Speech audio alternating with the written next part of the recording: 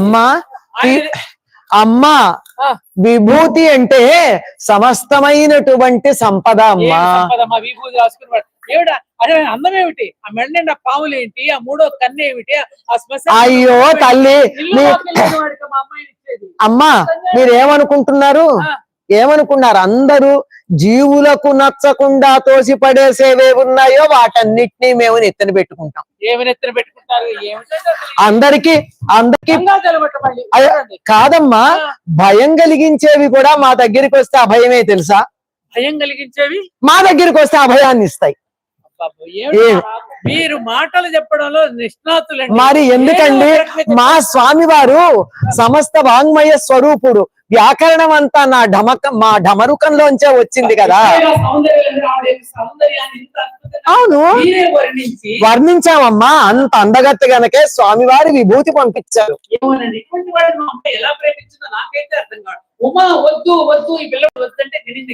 అపర్ణగా కూడా అయ్యింది కదమ్మా, అందుకు దయతల్చాం.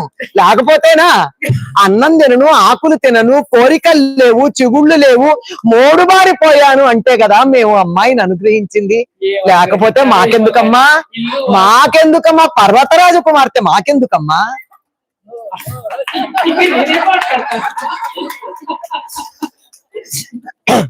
పర్వతరాజ కుమార్తె చల్లగా ఉంటుంది, మంచుకొండ గనక. మరి ఈయనేమో కంఠంలో విషం పెట్టు కూర్చున్నాడు. చల్లదనం లేకపోతే ఎట్లా అని జాలి పెంచాం. చెప్పింది ఎవరమ్మా?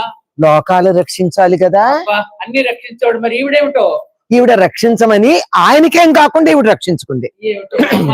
విషం తాగిన తర్వాత కూడా ఏమంది?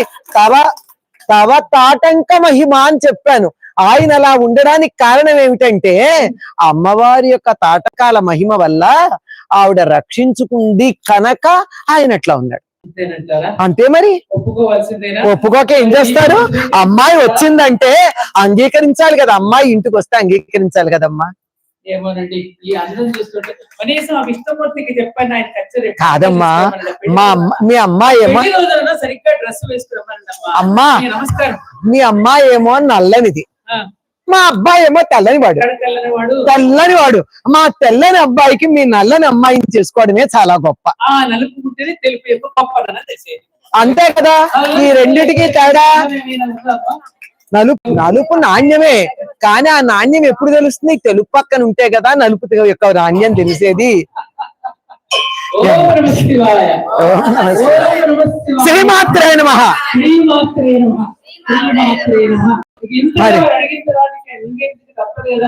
మొట్టమొదటి మా అమ్మాయిని అడిగామండి, ఏం చూసి ప్రేమించావంటే నా కళ్ళతో చూస్తే నీకు అర్థమవుతుందండి ఆయన అందం ఏమిటో. ఆయనకి సుందరేశ్వరుడు అని పేరమ్మా. అందగాడు, ప్రపంచంలోకెల్లా అందగాడు ఆయనే.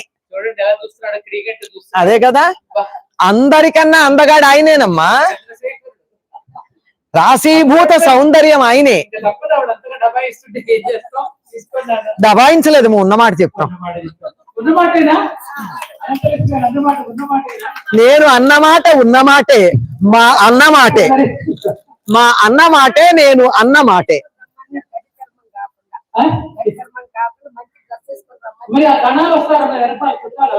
అమ్మా పెళ్లికి చాలా అందంగానే వస్తాడు. అత్తగారు ఏం పంపిస్తే అవి గట్టుగా వస్తాడు.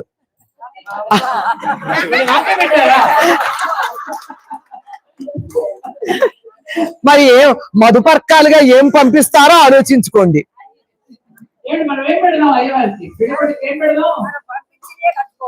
అలాగే అంతే. మీరే మళ్ళీ తర్వాత మాట అనకూడదు. మీరేం పంపిస్తే అది కట్టుకుంటాడు.